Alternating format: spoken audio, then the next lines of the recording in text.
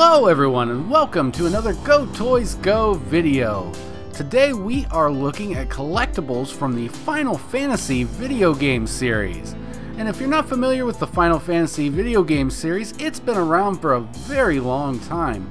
And it spawned tons of sequels and tons of spin-offs, but as you can see also a lot of really neat collectibles. You can see that not only figures, but we have some plush dolls sitting here, and both of those are really cool. The little bird in the front is called a Chocobo, and he is a 25th anniversary commemorative doll, and the little white doll is what they call a Moogle.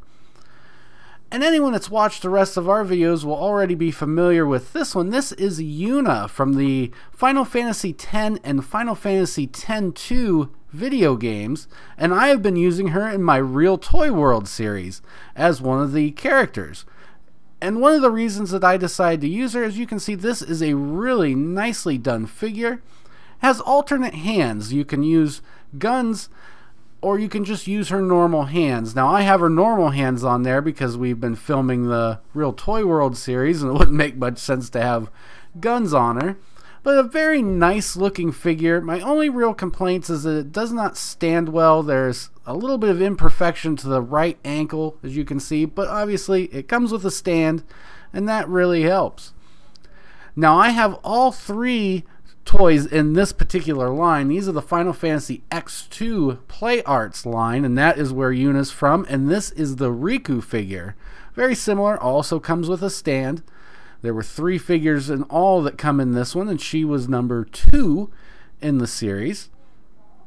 You can see the packaging is really nice. I've kind of decided to keep the other characters in the packaging for most of the time here, but I'll go ahead and get her out so you can look. Now this one I do have the weapons in the hands, as you can see. I did not change the hands to her normal hands. She has that same option on this figure, but again, a very nicely detailed figure. Again, another thing, the knees are the biggest problem with getting these figures to stand on their own, but as I said, they do come with stands. And I'm going to go ahead and go back and open the third one here, and this is the character they called Payne. Now Payne was not part of Final Fantasy X as the other two were. She was a new character added to that game, so she was the number 3 character in this series, but the same deal. She has a stand, really nice box, really nice art. That's one of the things about the Final Fantasy series that is forefront in their legacy, is they are always very well done with their art. As you can see, this is a nice little figure here. She wasn't the most popular character in the Final Fantasy series, so it is kind of interesting. This is a rare one. I don't know too many people that have these, particularly since they are Japanese imports. You can see the articulation is nice. Now this is her weapon, and as you can see, they give a little bit more of the arm. The entire glove is the interchangeable part here. And you can see what happens when you go to change that. These aren't the easiest things to change. You really have to kind of force these on there. Here, come on, get on there. There we go. But once it's on there, you can see it's very, very nice looking. It's tough to see the seams. You wouldn't even know that you were able to remove that unless I just kind of showed you. So I think these figures are very, very nice. Now the next one I am going to open is from the Final Fantasy X series, not the X-2 series. And this is, depending on your pronunciation, I've heard it Tidus. The Final Fantasy line usually pronounces it as Tidus, so you can call him what you will.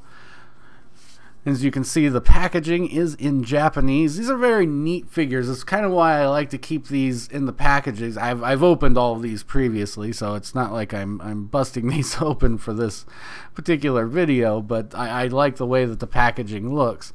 But I really like the way this figure looks. There's a lot of really nice touches with this. You can see that the chains on his outfit are real. Adds a really neat little dimension to him as he is put together. The outfit is authentic from what it was at the video games. The same deal here. There's interchangeable hands. This one I don't understand quite as much. He has a hand that can carry the sword and a hand that can't carry the sword, so I don't know why you would put the other hand that couldn't carry the sword on him, but I guess if that's your thing, you have that option. Now, he is the same as the others. He also does come with a stand, but as you can see here, he stands very, very well on his own, much better than the other line that I just showed. And here you can see the detail of the back. Everything's really well done on this figure. Looks very, very, very good. So this is one of my favorite figures in my collection. The next thing I'm going to open here, now these I have not opened before. These are the Final Fantasy Trading Art Minis, and this is of Squall, who was a character in Final Fantasy VIII. Again, you can see the Japanese writing on the back. You can see some of the posable options. And one of the big things about this one is that it has the interchangeable faces, and actually has an interchangeable body. There's a lot of different ways that you can construct this miniature from this box. Now, give me a second here. I'm going to open this one for the first time. I'm kind of eager to see what this is all about. Now here he is. This is the Squall in its base form. Looks very, very nice for a miniature. You know, the Final Fantasy VIII was on the original PlayStation, so the graphics weren't the greatest. So the figures can have a little bit more interpretation, but this is very accurate to what you would see. He had a couple different outfits he wore in the game. That's present. We've got a couple different weapons. There's the different faces that he can be given. And a couple of the little characters from the actual series also comes in with this. So this is a very, very neat little figure. Also comes with these. There's a stand that he can stand on, and you can also give him little captions. And please don't ask, I have no idea what these say, so if you can read Japanese and I'm holding this right side up, please put that in the comments and let me know what these talk bubbles say. This is the same from the same line. This is the Cloud figure. Cloud was the main character from Final Fantasy VII. The same deal. He can be given little talk bubbles as a little stand that comes with it. Again, Japanese import, so very, very cool. These are ones I like to keep the packaging. I'll probably put all this stuff back in the packaging when I'm done. Now let's get this guy opened up here, and I'll just leave it here in the plastic so you all can see what all comes with it. And his alternative body is actually him riding Fenrir, his motorcycle. And the same deal with the Squall, has 3 interchangeable faces. This one comes with his weapon, a couple other little items. So this is a very, very, very cool miniature. Final Fantasy VII is probably one of my favorite games in the entire series.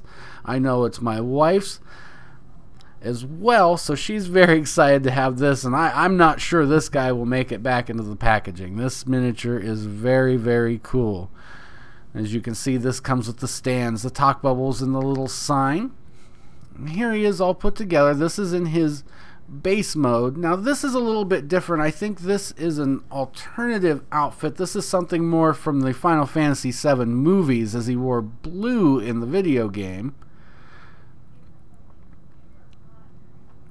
And here he is on the motorcycle. As I said, the motorcycle's name is Fenrir. Actually does have a name, so this is very cool.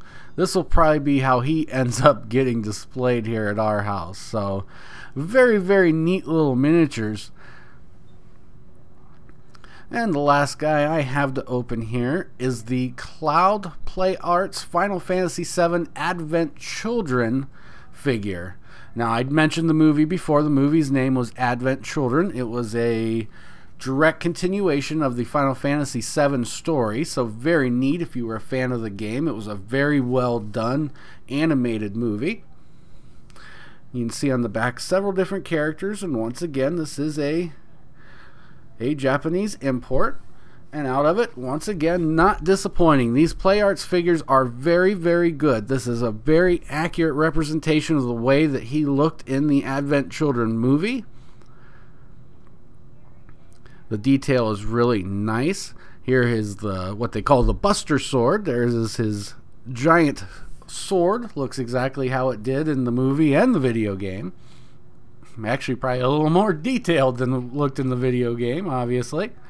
And I think this sculpt does a really nice job of capturing Cloud's sort of brooding personality that was showcased in the story of the game and the movie as well.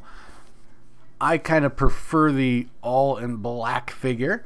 Now here I have him posed holding the Buster Sword. Turn him around here so you can see him from all angles. As you can see, this, just like the other figures, comes with a stand, even though this figure once again stands very well on his own. I said, do you think these are very well done figures? And I love having these guys in the collection. So if you enjoyed this video today, let me know. Hit the old thumbs up and give it a like. And don't forget to subscribe to Go Toys Go Videos. We do things for kids of all ages. So browse through our video playlist. I'm sure I've got something else on here that you're gonna like.